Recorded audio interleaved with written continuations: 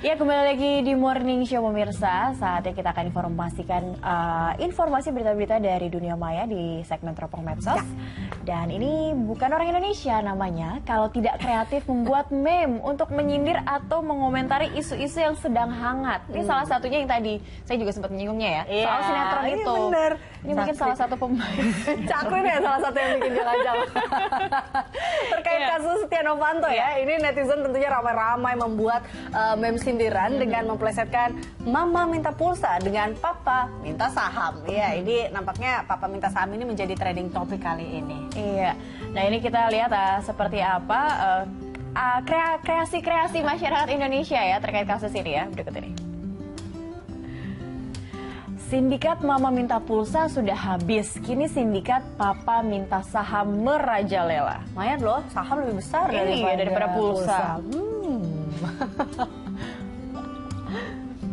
Ini berikutnya, ini setelah jaringan mama minta pulsa ditangkap, perlu ditangkap juga jaringan papa minta saham.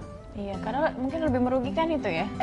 Mama minta pulsa aja itu banyak pelakunya. Gimana papa minta saham ya? Iya.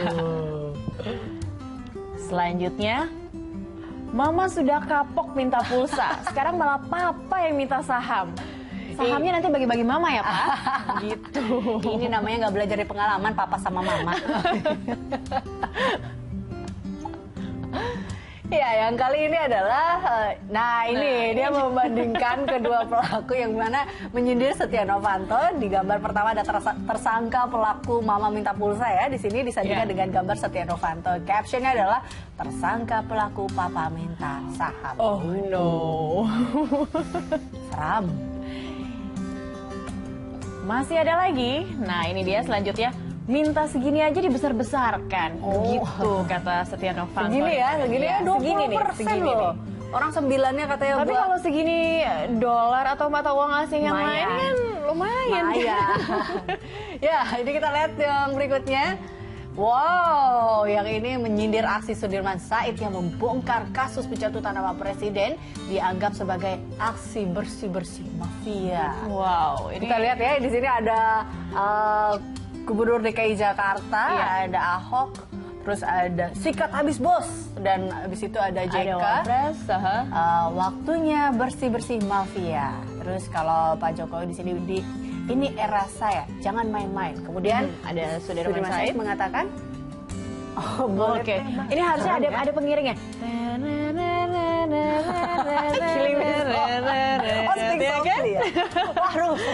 benar-benar memberantas mafia. Benar. Ya, tapi kalau tidak ada lagi ya setelah kasus besar ini dan ada sinetronnya ini. Tapi kalau emang benar-benar mau memberantas mafia itu harus dituntas. Tas. Ya, Rifai, lalu apa sebetulnya yang tengah dilakukan oleh MKD untuk proses investigasi sendiri, Rifai? Menarik untuk menyimak apa yang dilakukan oleh Mahkamah Kehormatan Dewan. Saat ini saya bersama dengan Wakil Ketua MKD DPR RI, Juniman Girsang. Bang Juniman, terima kasih mau bergabung bersama kami di Metro hari ini. Ya, Rifai. Kemarin pada saat Bang Juniman hadir di Metro TV juga menyatakan bahwa mungkin saja bisa melibatkan pihak kepolisian untuk melihat seberapa identiknya hasil rekaman yang dilaporkan dan juga hasil transkrip yang sudah dilaporkan oleh Menteri SDM. Bagaimana progresnya? Ya, Rifai, kemarin jam 16.20 lebih kurang, saya dengan teman-teman pimpinan lain sudah bertemu dengan Pak Kapolri dalam rangka untuk melakukan diskusi ya sehubungan dengan diterimanya rekaman asli ya tentang percakapan antara anggota DPR dan kawan-kawan yang lain ya teman-teman pengusaha yang dilaporkan oleh Sudirman Said. Yang kedua, dari hasil diskusi dengan Pak Kapolri, beliau menyarankan tidak perlu kita melakukan telaah tentang isi dari rekaman tersebut karena memang sudah diakui ada pertemuan ya dan memang sudah diakui dengan teman-teman yang lain. Nah, oleh karena itu Pak Kapolri menyarankan nanti saja di persidangan akan di cross check tentang isi dari rekaman tersebut. Apabila mereka mengatakan bukan suaranya, baru kita bisa melakukan audit terhadap suara yang ada dalam rekaman tersebut. Audit forensik. Ya. Yang kedua, untuk menyikapi hasil pertemuan dengan Pak Kapolri kemarin, tadi pagi saya dengan 2 orang pimpinan di MKD telah melakukan rapim dalam rangka untuk menerima hasil verifikasi dari tenaga ahli kita di MKD, dan kami sudah putuskan tadi hari Senin kami akan terima hasil pekerjaan dari tenaga ahli tersebut, dan langsung pada hari Senin juga kami akan rapatkan dalam rapat quorum anggota ya MKD untuk menentukan kapan kita akan mulai persidangan terhadap laporan Pak Sudirman Said ini. Seluruh proses tersebut bisa berlangsung secara terbuka dan kapan bisa menghadirkan Ketua DPR RI? Ya, tadi juga saya sampaikan kepada teman-teman pimpinan agar pemeriksaan di MKD itu bisa diawasi, ya, bisa dikawal oleh masyarakat Indonesia, teman-teman pers dan mungkin anggota DPR yang lain. Maka karena memang tata beracara kita ya membolehkan, maka kita sarankan agar dilakukan persidangan secara terbuka saja, karena toh ini tidak perkara asusila. Jadi kita coba menganut asas transparansi ya, agar kami juga bisa bekerja secara bebas dan bisa dikontrol oleh semua orang nantinya. Baik, Bang Junimat, bisa dikontrol, tetapi bukan berarti nanti ada intervensi untuk MKD, karena pada saat kami menyimak beberapa informasi seperti dari Partai Golkar atau fraksi Partai Golkar mengatakan bahwa anggotanya yang berada di dalam internal MKD diharapkan bisa betul-betul mengawasi kinerja dari MKD untuk kasus yang melibatkan Setia Novanto ini. Sebenarnya kalau anggota praksi-praksi yang ada di MKD itu bukan untuk mengawasi, tetapi mendalami tentang laporan, dan kita akan betul-betul mengorek. Jadi Anda menjamin tidak ada intervensi? Ya, mencari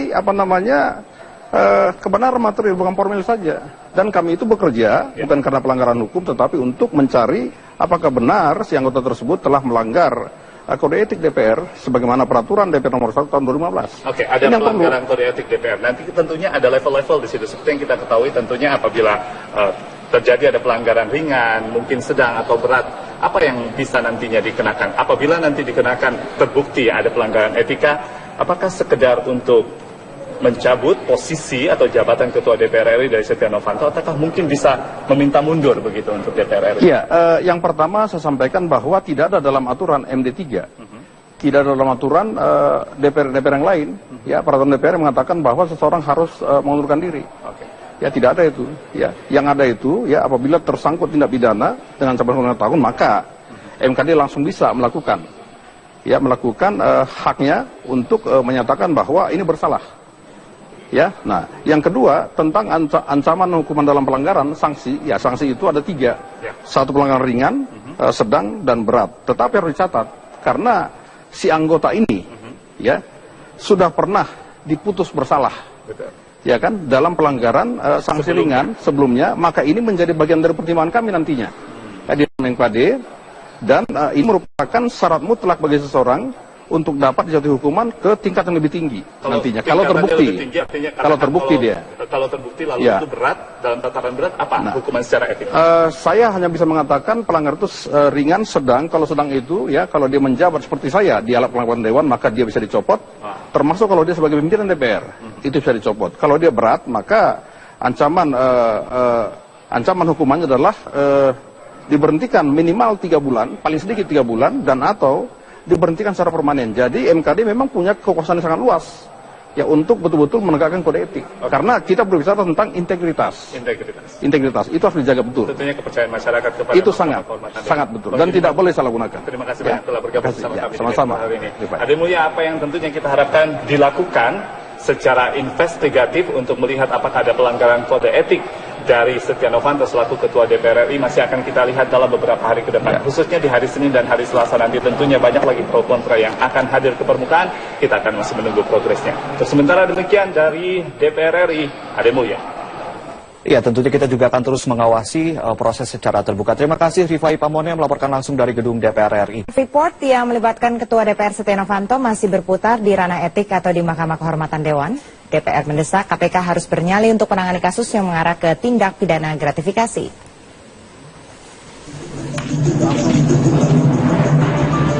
Bukti rekaman Setia Novanto dengan bos PT Freeport yang diserahkan Menteri SDM memicu dugaan perbuatan yang mengarah ke tindak pidana gratifikasi. Anggota Komisi Energi DPR mengusulkan agar KPK bernyali menindak Setia Novanto. Dari sisi gratifikasi adalah memberikan janji. Gratifikasi kan memberikan janji saja, belum ada uang, belum ada apa, memberikan janji saja sebenarnya sudah salah satu bentuk upaya gratifikasi. Dari banyak sisi bisa saja. Dan kalau kemudian itu dikatakan gratifikasi, ya KPK harus bertindak kalau KPK punya nyali. Kalau memang tidak punya nyali dan cuma beraninya nangkap bupati segala macam, kayaknya memang harus direvisi juga undang-undang KPK-nya. Senada dengan suara DPR, pengamat hukum juga mendesak agar KPK membuktikan taringnya mengambil alih kasus politisi Partai Golkar tersebut. Saya kira KPK yang harus mengambil inisiatif. Kita sih kurang bisa berharap terhadap kejaksaan dengan kepolisian, karena mungkin kejaksaan dan kepolisian ini masih ada kaitannya dengan pemerintah. Kalau pemerintah tidak melakukan aksi, mereka juga. Tapi kalau KPK, ya itu kan tidak ada. Apalagi kita harapkan ini komisioner yang tinggal beberapa berapa minggu lagi masa kerjanya, segera untuk mengungkapkan. Sementara KPK beranggapan kasus Setia Novanto layak untuk ditangani kepolisian. Dan yang paling tepat yang melakukan ini adalah kepolisian. Karena mereka bisa masuk dari berbagai penjuru. Sementara itu KPK hanya bisa masuk dari sisi satu faset saja, yaitu tindak pidana korupsi. Sedangkan kepolisian bisa masuk dari mulai undang-undang IT, bisa ke tindak pidana umum, bisa termasuk segala macam. KPK menilai skandal maklar perpanjangan kontrak Freeport belum mengarah kepada kerugian negara sehingga memberatkan langkah KPK. Kerugian negaranya berapa? Kerugian negaranya di mana? Perbuatannya seperti apa? Sudahkah dibeli pengaruh itu? Belum terjadi. Tindak pidana kalau menurut pengertian ilmu hukum, tindak pidana yang disuguhkan tidak sempurna, belum sempurna. Itu dari perspektif hukum harus kita pelajari betul. Percuma juga kita tangani ribut-ribut, diajukan ke pengadilan bebas. Kalau KPK masuk, begitu dipegang, saya tidak mau bebas. Kami betul-betul mempertaruhkan reputasi. Berdasarkan Undang-Undang Tindak Pidana Korupsi, pejabat negara yang mendapat hadiah atau janji bisa masuk ke ranah gratifikasi tanpa ada kerugian negara. Namun apakah KPK bernyali untuk mengusut kasus ini? Karena jika hanya sanksi etik, akan banyak pejabat negara yang berpotensi menyalahgunakan jabatannya. Tim Liputan Metro TV. Sejumlah anggota DPR hari ini menggelar konferensi pers terkait dugaan kasus pencatutan nama presiden yang melibatkan Ketua DPR Setia Novanto. Sementara itu Mahkamah Kehormatan DPR atau Dewan hingga saat ini masih melakukan investigasi terhadap rekaman pertemuan Ketua DPR Setia Novanto dan pengusaha. Dan kita segera terhubung dengan Rifai Pamone di Gedung DPR RI Jakarta. Rifai, bagaimanakah sikap politik sejumlah anggota legislatif di Senayan atas polemik sikap Setia Novanto?